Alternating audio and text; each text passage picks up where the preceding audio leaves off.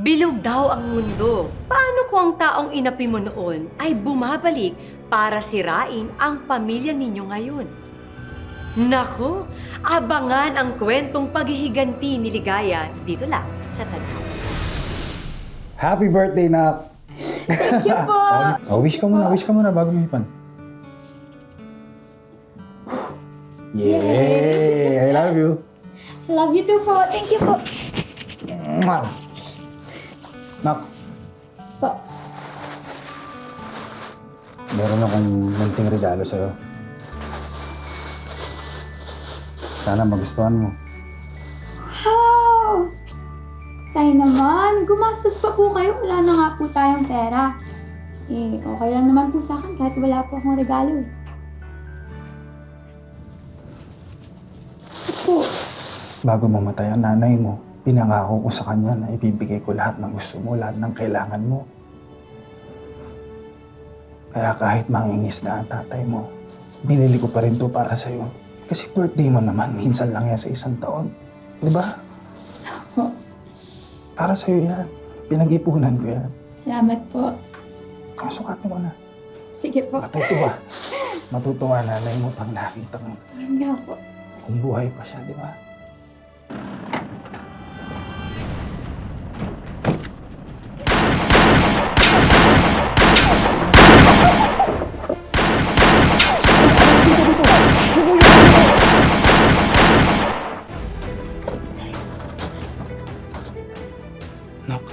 Nak.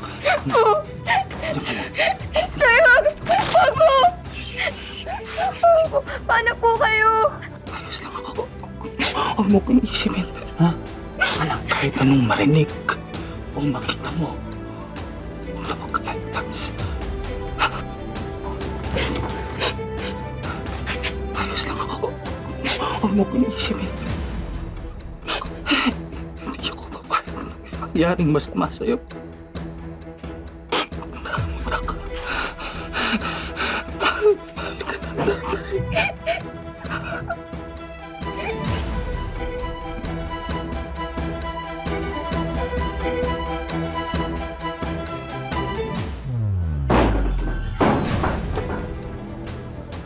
Andres, huwag dito, sir. Huwag dito. Sa labas tayo. Sa labas tayo, sir. Sa labas? Namimili ko. Alam mo bang isa kang malaking perwisyo? Sir, huwag dito. Parang... Akala ko ba matapang ka? Tingnan mo ako. Ha? Tingnan mo ako! Ha? Gawa niya! Ayo! Ano-anong pinagsasabi mo sa auto, ha? Ha? Ayo! Ayo! Pumapalag ka pa, ha? Pumapalag ka pa? Ha? Pumapalag ka pa? Ha? Kamusta mo na lang ako kay San Pedro? Ha?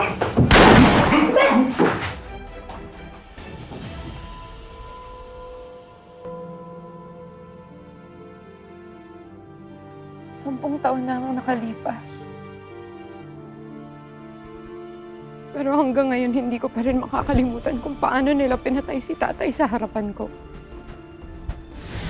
Narinig ko po mismo sa bibig ni Fernan Francisco. Siya po ang nag-utos para ipasunog ang bahay ng mga kasama ko kong mangingisda. Marami ko sa kanilang namatay. Mga anak nila, mga asawa. Pinagtatanggol ko yung karapatan namin sa tamang sweldo. Ay, natatakot lang po talaga ako. Malaking tao po yung binabangga niyo. Paano po kung gantihan po nila kayo? Nak, kung hindi ko gagawin yun, mananatili yung kasakiman at kasamaan nila. Tahimikin mo na yung presensya na yan, Kamusta mo na lang ako kay San Pedro? Ha? Pero Cheryl, nakapag-Japan ka na. Iba na buhay mo ngayon. Alam ko mahirap pero baka it's time na mag-move on ka na. Alam mo naman dito sa Pilipinas, anong hustisya kapag wala kang pera. Kaya nga ako na mismo ang gagawa ng paraan. Ngayon na nasa Pilipinas na tayo, magagawa ako na ang plano ko. Pero Cheryl, delikado yung gagawin mo eh. Paano pag nalaman nila kung sino ka talaga? Hindi. Naayos ko na lahat yun. Naayos ko na, nabago ko na. ibang pangalan at katauhan ang gagamitin ko. Simula ngayon, ligaya na ang itawag mo sa akin. Sisiguraduhin ko na magbabayad si Fernan Francisco at ang buong pamilya niya sa ginawa nila sa akin.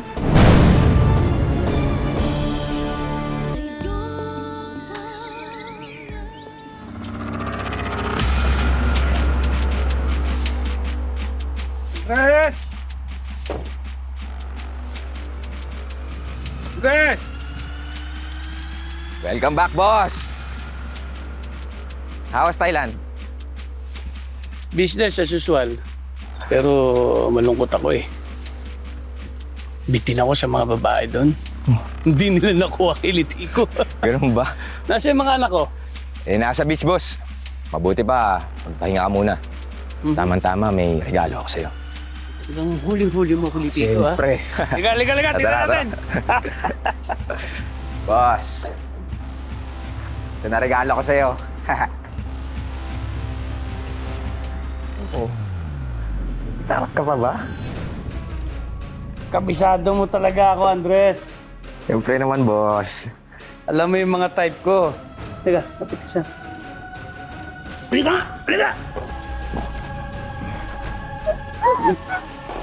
Ano gusto ko? Yung umiiyak.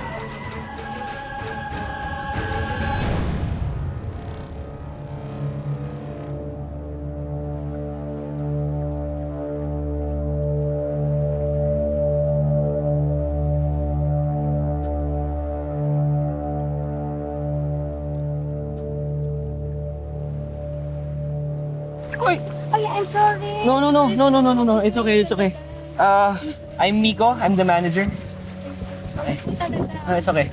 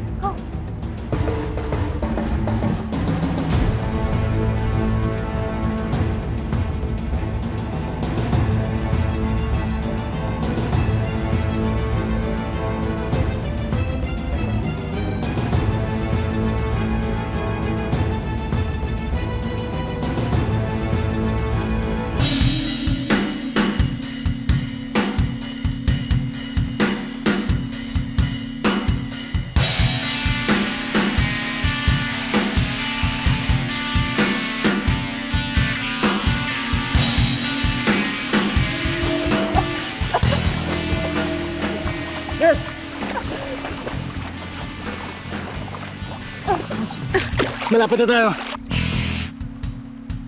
Tumabi ko. Tabi.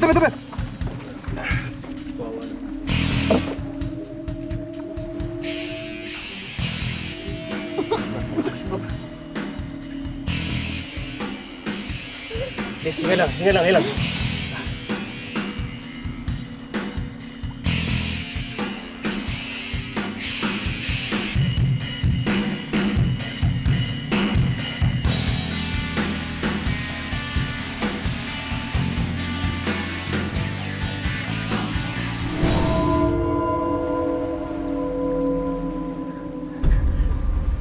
Miss, okay ka lang? Salamat. Buti na lang dumating ka kagad. Ma'am.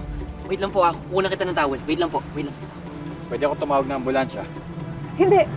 Okay lang ako. Thank you for saving my life.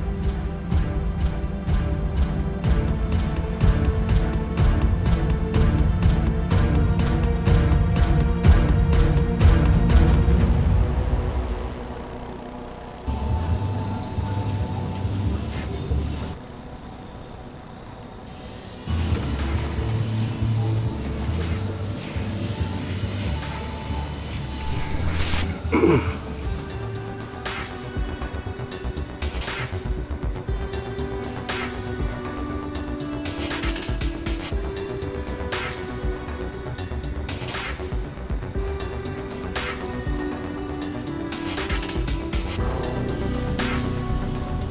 ginagawa mo dito sa resort namin? Indefinitely. Nag-move on ka ba? Di ba pwedeng gusto ko lang mag-relax? Lungkot kasi sa Manila. Ikaw, bakit ka laging mag-isa? Di ba kayo close ng mga kapatid mo? Well, actually, outcast talaga ako. Anak ako ni Mama sa pagkadalaga niya before she met kay Dad. So parang, nung bata pa kami, malayo na yung loob sa akin ng mga kapatid ko. Para akong anak sa labas. I'm sure mahal ka ng papa mo. Siguro noon, nung buhay pa si Mama. Alam ko naman mahal ng tatay ko yung mga kapatid ko. Kulang ka pala sa pagmamahal.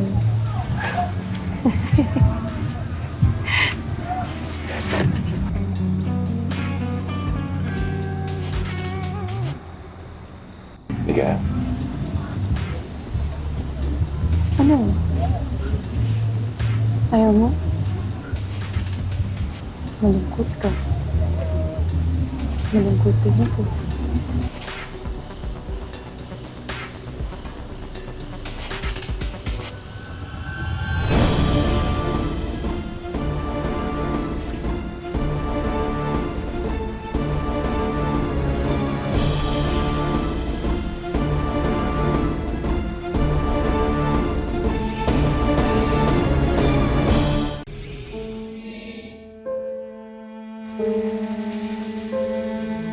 alam kong baka masyado akong mabilis. Pero gusto kita, Ligaya.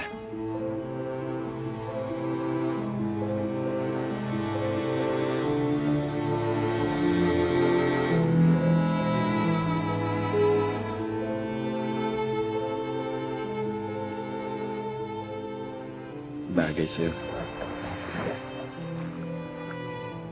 Greg,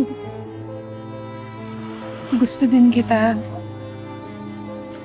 Pero hindi pa ako handa. Willing naman ako maghintay, kahit gaano pa katagal yan.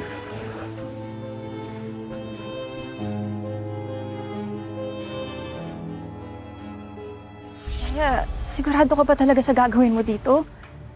Aakitin mo yung magkakapatid? Hindi. Hindi ko lang sila aakitin. Maglalaway sila ng parang aso. Mababaliw sila. Sisiguraduhin ko na magpapatayan sila sa harap ni Fernan para malaman niya kung anong pakiramdam ng masira ang pamilya mo.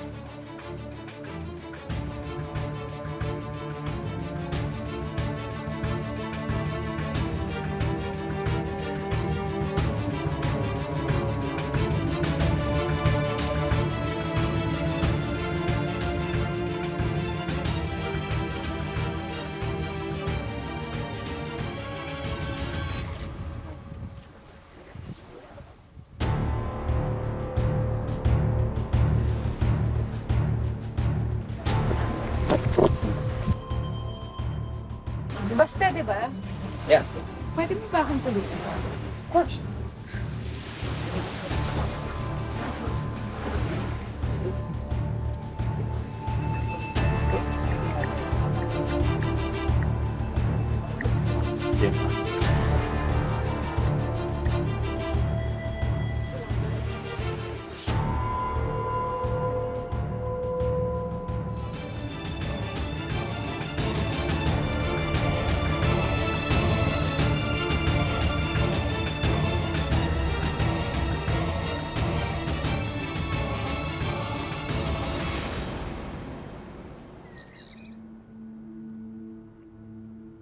Kuya, pakakasalan mo na ba talaga to si Ligaya? Nagmamadali talaga ako. Yung babaeng ganito kaganda, baka maagaw pa na iba eh. Hindi naman kami magpapakasal agad-agad. Pero gusto lang namin gawing official kasi doon din naman papunta. Alam mo, Baste, kung may namana ka sa akin, isa lang yun. Pagpili ng tamang babae. Napakaganda mo, Ian. Pero parang familiar ka sa akin eh. Hindi ba nakita na tayo noon?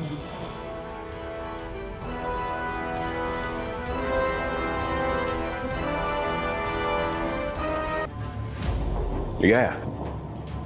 Ginagawa mo dito? Late ka na naman! Kanina pa kita pinasusundo. Nakakaya kay Ligaya, oh. Pinag-uusapan ng kasal ni Baste at Ligaya.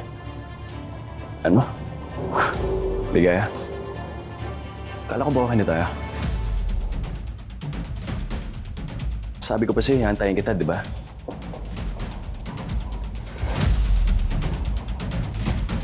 Ano, pinagsabay mo kami ni Baste? Huwag mong masagaw-sagawan ng girlfriend ko, ah. Bakit? Mahirap bang tanggapin na ako ang mas pinili niya? Ha? Sige na, Greg. Huwag ka nang gumawa ng gulo. Nagkataon lang na mas click lang kami ni Baste. Oo nga, Greg. Huwag ka namang gulo. Bakit? Di ka pa ba sanay? Ha? Eh ako naman talagang laging lamang sa'yo, di ba? Mga anggo ka! Tama na! Hoy! Tama na, Greg! Ano ba? Nanggugulo ka na naman! Bakit pa ganito, Ligaya? Sineryoso kita! Minahal kita! Lumayo ka na sa girlfriend ko! Tama na! So, Greg, baka nakakalimutan mo. Kaya lang kita tinanggap dito sa pamamahay ko dahil sa nanay mo. Eh ngayon wala na. Kaya tumindig ka bilang isang Francisco. Kung gusto mong manatili dito. Ha? Naintindihan mo? O, patay. Tsaka matuto kang rumispeto sa mga kapatid mo. Sige na!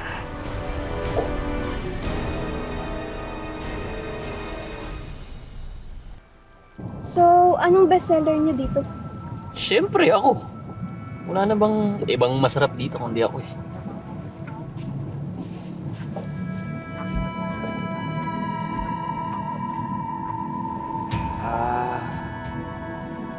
Wait lang ah.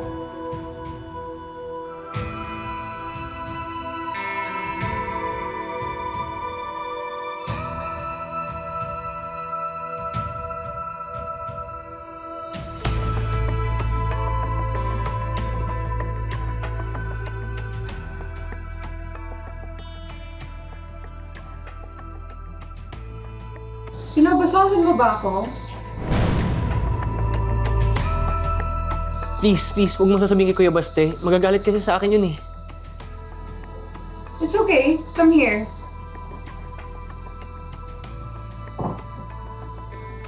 Halika dito.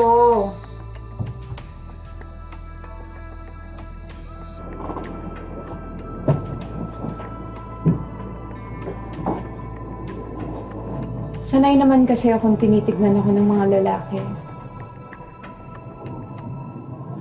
Pero titignan mo lang ba talaga ako?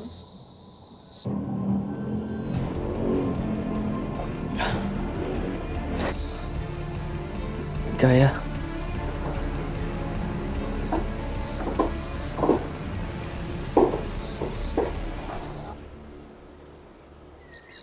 Kilala mo na ako, Andres. Alam mo na ang proseso ko. Tuwing may mga babae ang anak ko, kailangan malaman ko kung sino sila. Ayoko ng gold digger dito sa pamamahay ko. So ano ngayon? Anong meron sa babae yun? Ito, sir. Private lahat ng social media ni Ligaya. Tapos, chinek ko lahat ng IDs niya dito sa resort. Apparently, lahat fake. Ha? Bakit niya gagawin yun? Sino itong babaeng to? Anong pinaplano niya?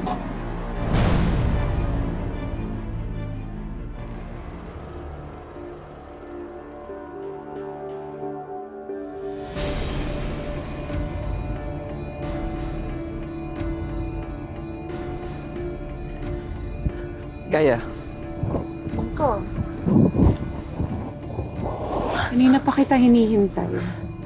Hindi ba kayo magkikita ni Kuya Baste? Hindi ba siya nakakaalata sa atin? Hindi yun. Ako akong bahala sa kuya mo. Sige nga.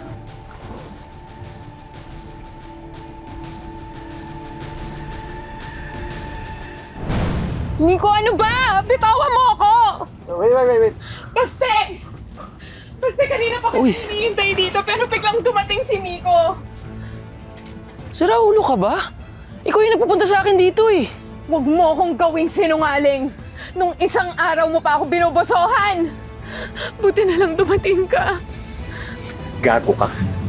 Sa lahat talaga ng tao, ikaw pa yung iipot sa ulo ko, ha? Aray ko.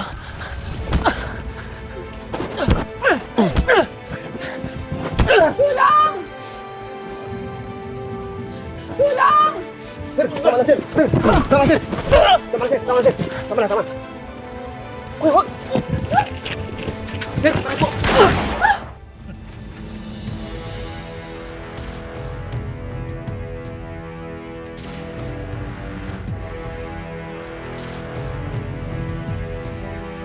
Sir, may emergency po dito.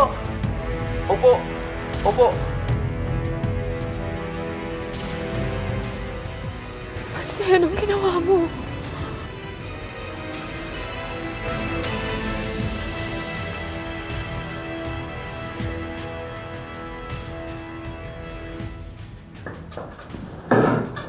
Ikaw. Ano pumasok sa kokote mo't muntik mo nang patayin, kapatid mo?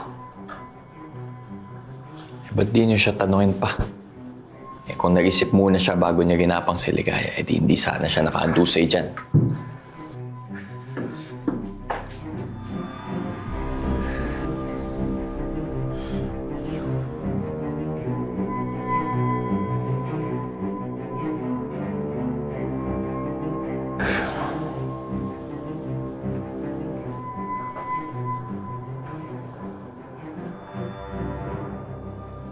Ligaya, ano kung ginagawa mo?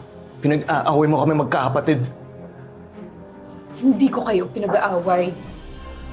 Hindi ko kasalanan kung nagustuhan niyo akong tatlo. Hindi na kita nagustuhan, Ligaya. Minahal kita. Dahil for once in my life, may nakinig sa akin. May nakiintindi sa nararamdaman ko as an outcast in this family. Ano sinasabi sa akin to? Dahil gusto ko maging totoo sa'yo. Kahit obviously hindi ka naging totoo sa akin. Sino ka ba talaga, Ligaya? Bakit ba't ginagawa? Anong kasalanan namin sa'yo?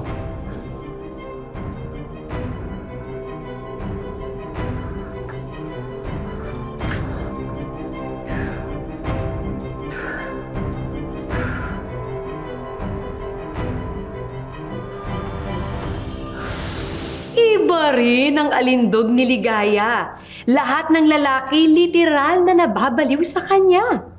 Pero may puwang nga ba ang true love sa puso na puno ng galit? Papaano na si Greg mukhang totoong in love kay Ligaya? Girl, I think mahal ka talaga nung Greg. And if you think about it, wala naman siyang kasalanan sa nangyari sa'yo. At sa tatay mo. Serfina, wala akong pakialam sa kanya.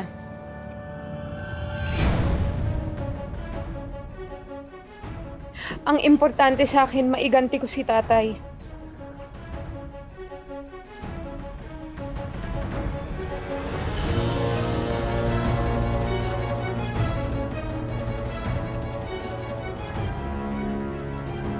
Konti na lang, tay. Malapit na natin makuha ang hustisya na gusto mo. Sisirain ko ang pamilya ng mga Francisco.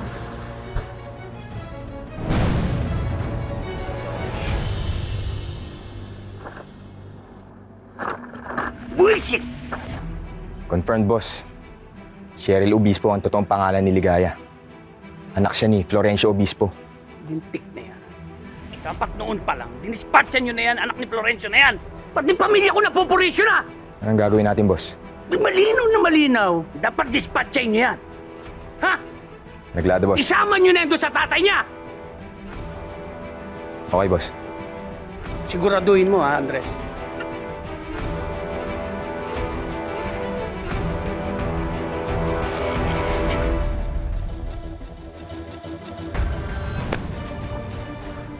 Sumama ka sa amin!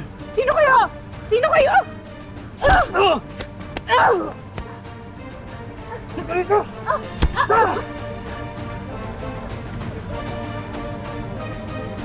Matutulad din ba si Ligaya sa kapalaran ng kanyang ama?